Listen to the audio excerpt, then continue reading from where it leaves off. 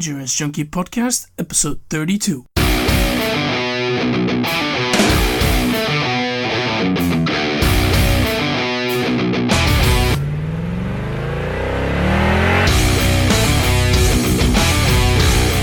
Hey Junkie, welcome to another episode of the Endurance Junkie podcast, the show where I will be interviewing some of the fastest, smartest and most inspiring people active in the endurance world today. After a sporting injury, Australia's Stephen Brydon abandoned his once healthy lifestyle and meandered into middle life.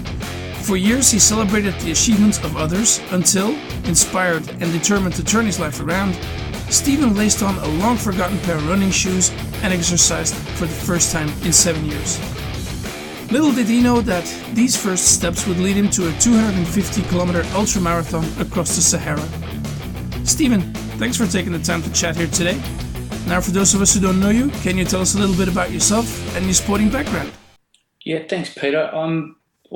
Currently I'm 45 years old, so I suppose I'm fair in the middle of middle age. But by background, like a lot of Australians, we enjoy good weather down under, and we're fairly active in sports in summer and winter. Through the winter, I played rugby league and rugby union since a very early age. Right when I started school at 5, I was playing under sixes, under sevens and that sort of thing, and played all my life through to my mid-30s. In summer, we swam a lot, we played cricket a lot, we played touch football. So sport is a massive part of our lives, and it was certainly a large part of my life. I was a reasonably competitive fellow. I never played any representative sports. I certainly never represented Australia. I am not an elite athlete, but just someone who's always been very active and healthy in most sports that we play here in Australia. Like I said, cricket, rugby league, swimming, and athletics. So besides maybe the swimming, mainly you were active in team sports, right? Yeah.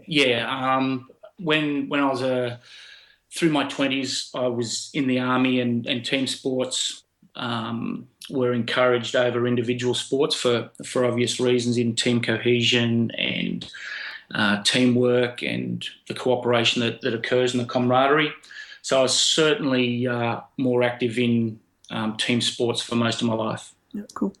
But that drastically changed when you were 35. So that's what, 10 years ago now, when you severely injured your hip playing rugby, and you were sort of forced into a sedentary lifestyle.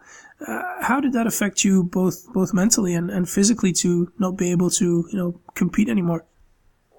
It was really tough. It was the first time in my life that I'd ever had to really confront that a big part of my life was over, and I was getting older, and something that I had to put behind me. And it was a really odd feeling, sitting in hospital shortly after the injury occurred, that I thought, well, I'm never going to play rugby again. It was highly unlikely that I'll ever run again. So it was a real void in my life because I'd never had to think about it before then. I didn't know how to feel that time, and I really didn't have a clear view of the future. And just so you know, the injury, it was I put my femur up through my pelvis, and my leg had actually gone up through the socket. Oof. And I had a couple of operations the night that it occurred to sort of pull it back into place and a bit of traction, and the surgeons screwed it back together, and I spent a week in hospital, then a month in bed, and then about 6-7 weeks on crutches. And while I was recuperating, I just resigned myself to the fact that, well, that's it. Sport for me is over, and I never looked at alternatives. And how it affected me physically and mentally was pretty obvious. The injury occurred probably at the worst time it could for me, in my mid-30s, getting more serious about a business career, where the pressures are on you to spend more time in the office, focus a little more time on the 9 to 5 stuff than on the weekend. So I fell into that malaise pretty comfortably. The injury for me was an excuse to live a lazy lifestyle, and I, sad to admit it, but I relished it to some degree. I had every reason why I didn't have to get out of bed and train and work hard. I could fall back on an injury as an excuse for every poor decision that I made, and I did that for a long, long time. So physically, I still walk with a bit of a limp if I've been sitting for too long, but that's something that I've lived with now for the 10 years, as you said.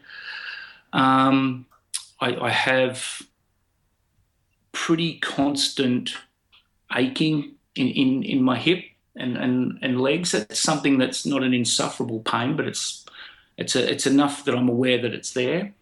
But like getting back to your question, mentally is where it affected me the most. And to put it really simply, it gave me an excuse to really give up on myself, and I did that very, very well. I did it very easily, too easily. I guess that also meant like weight gain and stuff. Yeah, I suppose I'm an average size person. I'm an average height. I'm about 176 centimetres, and now I'm 80 kilo. But when I injured myself, I was probably 85, 86 kilo, and within a 12-month period, I suppose, I climbed to just over 100 kilo. I stopped getting on the scales when I saw 99 kilos. I certainly didn't stop eating too much and drinking too much and doing all the things that were making me put weight on. But I confronted that challenge by refusing to accept it, and that manifested in just ignoring the problem and until I couldn't ignore it any longer. So is that what triggered you to eventually get off the couch again? Those 3 numbers on the scales? Look, it's one of those things that I'd put to the back of my head, and I had a big sack of excuses that I hauled around with me everywhere I went, and it's something that it was easy to ignore when I was with a crowd, or when I didn't have to, when I could hide behind it, or when I couldn't hide is when I was alone and I was aware of the reality of it, that I just surrendered.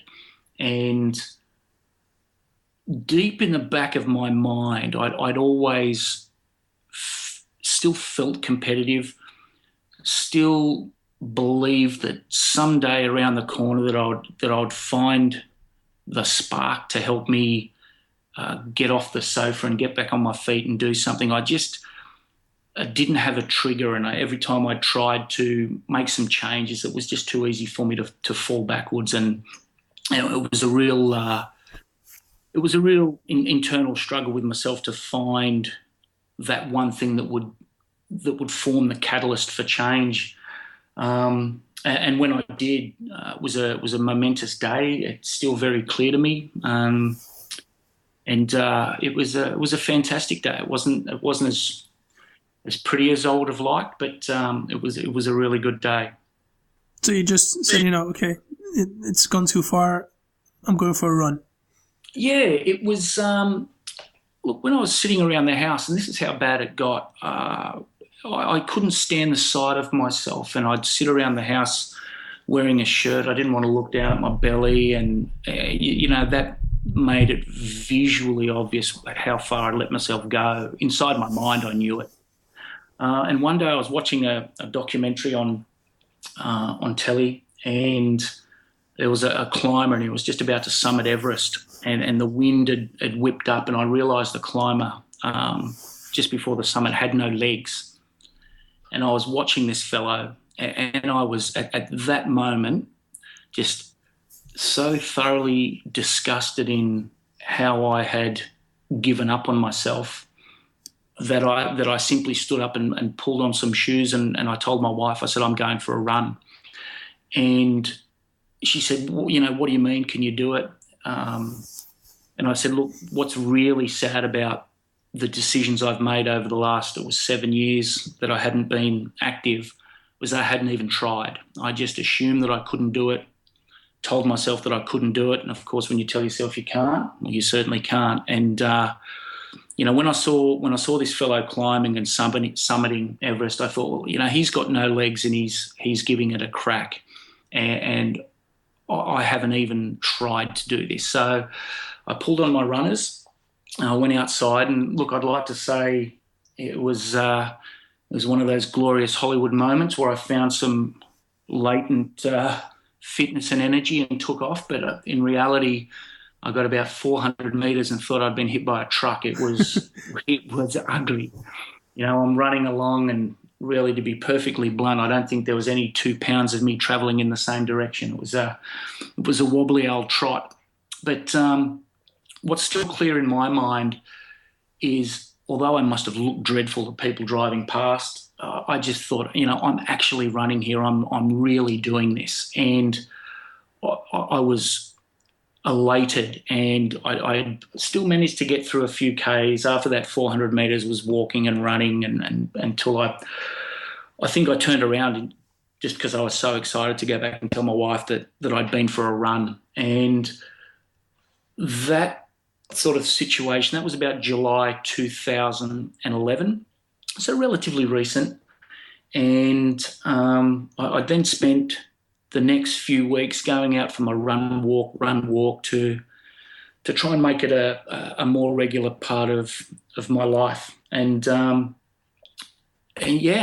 was off the sofa, and I was away, and the excuses were behind me, and everything was in front of me, and it really was as simple as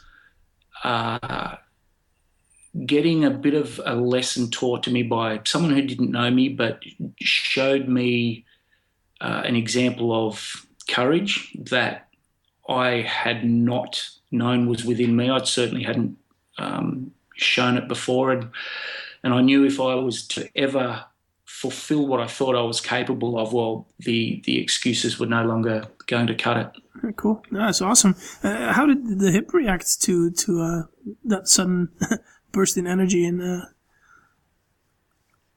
it's obviously it affects my running gait. I can't sprint anymore. I used to be quite a quick fellow, but so I don't sprint too quickly. The impact tends to make it ache, and that's normally from a longer stride rather than the impact on the ground. So it's affected my running gait. So I take shorter, more purposeful steps, which in turn has helped me a bit.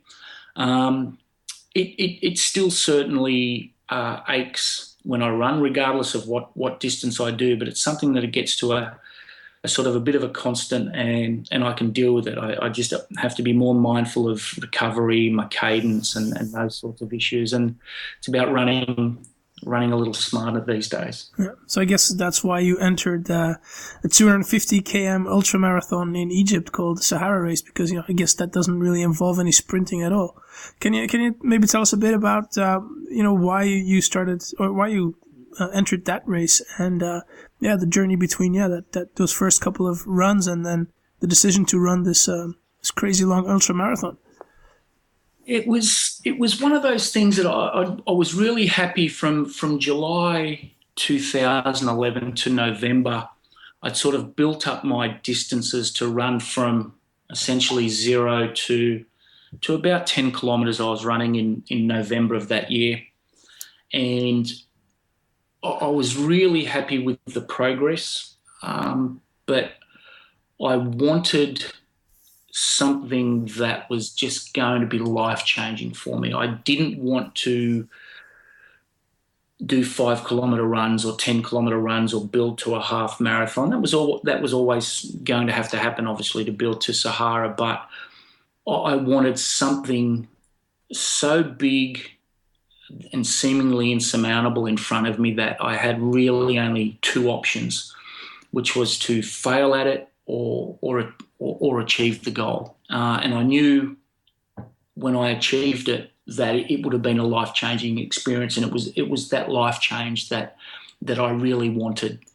I'd let myself and my life decay to such a level that it was only something as extreme on the other end of the spectrum that was going to drag me out of it with real long-term change. And I mean the change in mindset, diet, lifestyle, absolutely everything. So I was looking for a few events to do on a website we have in Australia, and I was looking for some triathlons and whatnot, and I clicked an icon that was international races, and I couldn't run 10 kilometres at the time, and I saw this beast of a race called the Sahara Race, and the first thing I saw was a very fierce-looking sand dune with a number of runners, cresting the dune, and I thought, that's exactly what I need to do. I pictured myself doing it, the adventure, the spirit of isolation, all of those sorts of things swirled around in my mind. The very moment that I saw this image, and being one that's prone to sort of spur of the moment decisions and actions, some of them with pretty drastic consequences, I sat on that one overnight, and I'd spoken to my wife about it, and I said, I really feel that I need to do this. It was a strange sort of sensation. I'd never spoken to anybody about doing really anything. I hadn't told anybody I was running or trying to make some changes. So I paused and slept on it overnight, and I didn't get much sleep that night, and spoke to my wife again in the morning, and I said, look, I'm more committed to this now than I was last night. And she said, well, you should really go for it. You need to make some changes, and this is what you need to do. And that was December 2011. So it was almost perfect timing that I had really 12 months to go from the sofa to the Sahara, and that 12 months has been the catalyst for everything that's been positive in my life since then. It's been fantastic. Yeah, cool. Because you obviously raced the event, you finished it. It's a multi-stage event, right? Yeah, Sahara Race is it's a 7-day event with 5 and a little bit more days of running. So the first 4 stages are roughly marathon distance stages. They'll be anywhere between 38 and 42 or 43 kilometres.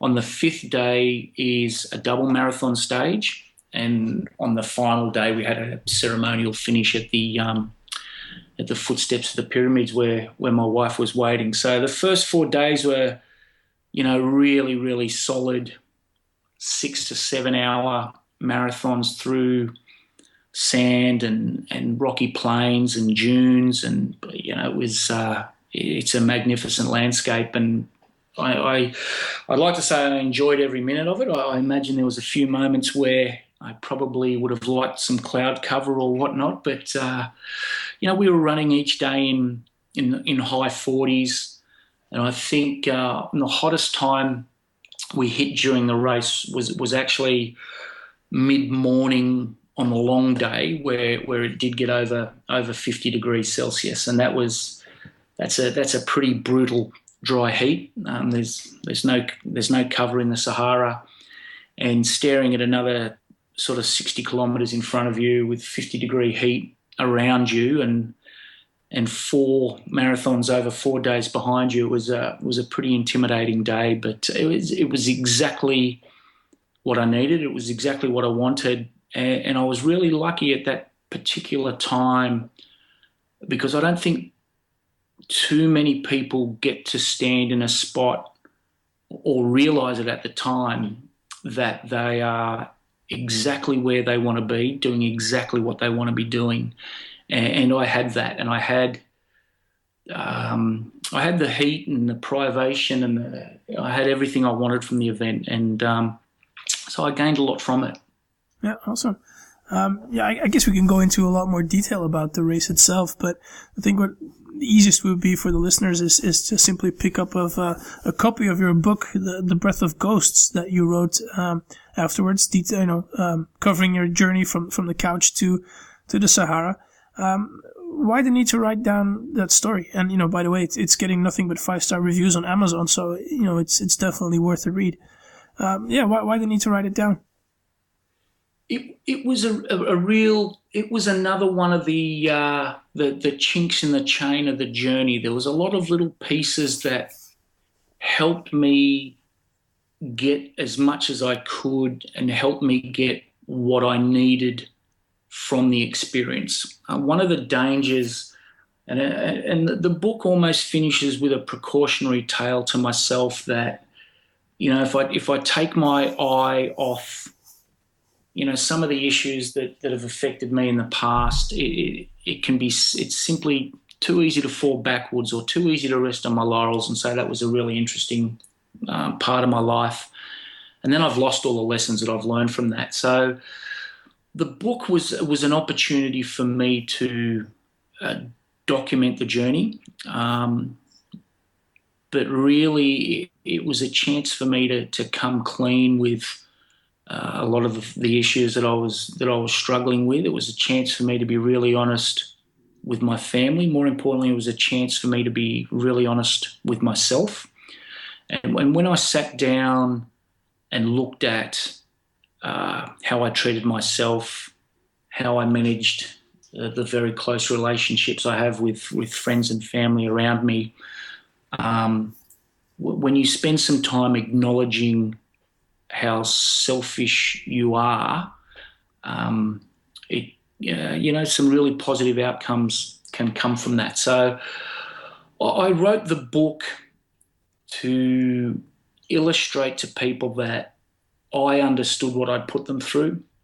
I wanted them to understand that I was prepared to acknowledge my weaknesses, that I had learned from it, that they knew the important roles that they had in my life. I wanted to do something as simple as keep a record of how I trained and prepared over that period of time. So if I ever did fall on, harder times again, or if I ever fell on an occasion where I needed to recalibrate my focus, I had a roadmap for how I'd done it in the past, and it was there for me again in the future. And it's been great. I hope my kids pick it up when they're a little older, and I've certainly had some great feedback from friends and family. They're a little shocked at some of the revelations in the early part of the book.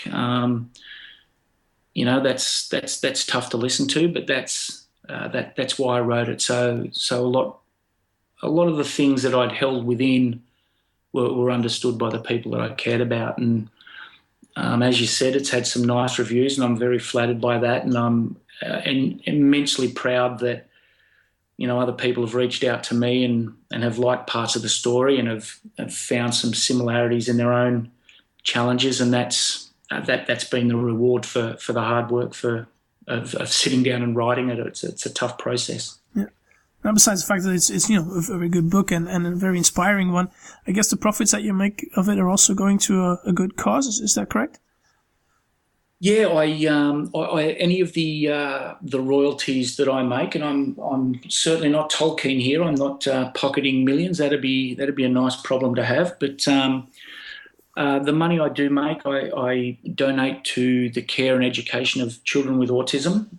My son, who's actually 10 tomorrow, I'm very excited about that.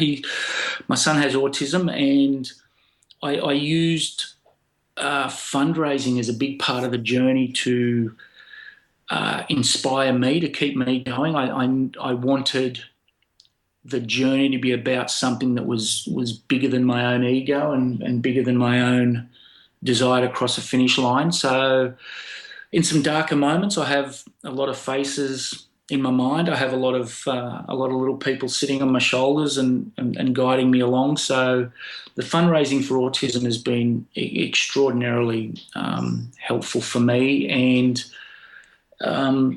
donating the proceeds is just another tiny way that I can pay them back for what their example and their own challenges have done for me. Awesome. Good luck with that. And I guess, you haven't been slowing down since that Sahara Race. You've done multiple more endeavors. Can you tell us a bit about those? Yeah, it's a really nice one when you see sort of the changes in people's reaction around you. And, I stopped getting bottles of wine for Christmas and started getting running books. And I thought, well, hang on, I must have, people must have noticed some changes in me. And my wife bought me a book on all these runs around the world. And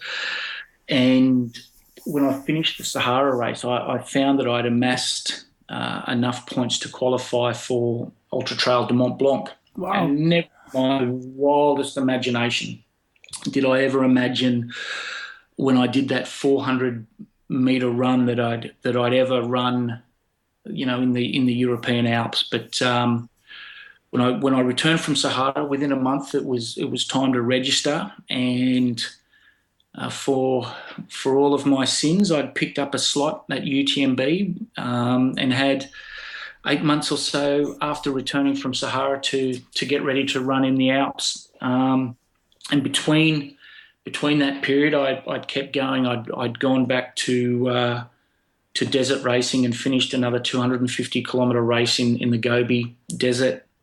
I completed my first Ironman triathlon, and I also completed the North Face 100, which is a really stunning race in the Blue Mountains of New South Wales here in Australia. So that was within an 8-month period of coming back from Sahara, and not slowing down was really good for me as well. It enabled me to change up the way I trained. I wasn't going to be doing desert racing anymore. The European Alps is obviously a very different environment and required a different level of fitness and mindset. So being able to mix it up was just fantastic. And I think what it's created is a little bit of a monster in myself, where I look at not necessarily just ticking off things and moving on, but looking for other ways to challenge myself and find things that'll interest me. Certainly my wife loves running, or me running in exotic places. She tends to come away with me on holidays, and we have a great time recovering from the big events. So I still have no intention of slowing down. All right. What's left on your bucket list? It's a fantastic question, and I think all over the world at the start and finish lines of endurance events is people, competitors, continually topping up their bucket list when they have more conversations and discover new events. And I think I'm like everybody else. My bucket gets topped up more than it gets emptied. But from a running perspective, I'd love to do one of the big American races, Hard Rock, Western States. It'd be really nice to run in the US. From a triathlon perspective, I would love to do something as challenging as Norseman. I think it's a fantastic format of some really harsh conditions and fantastic athletes and great atmosphere from what I understand. Did you register for this year? Or for next year? No, I didn't. I've got a big challenge around the corner that will dominate my calendar for next year, and after that I'll see what happens. But coming into our summer now, which is our triathlon season, I'm building for the inaugural Ultraman competition here in Australia in Noosa next May, and that is, that's looking at a beastly event, and it's like any race I've had ahead of me. It's outside my ability at the moment, but by the time May rolls around, I'm confident I'll tackle the distances. Will there be any more books following it? Yeah, I'm working on a follow-up to The Breath of Ghosts. I'm finding myself now having some, really lovely conversations with inspiring people all over the world doing challenges and getting involved in fundraising and a lot of things that I never even conceived of when I went on this journey. So the next book is a little bit about how I've stumbled accidentally into the endurance world and what that's done for my life. So working on that, and like a lot of sort of thoughts I've got in the future and the bucket list, and touch wood I get there. There could be a few more along the way. I enjoy the process. It's a it's a great way to recover between training. Awesome. All right. Thanks very much for your time, Stephen. This is about all we have for today. How can people get in touch with you if they desire so?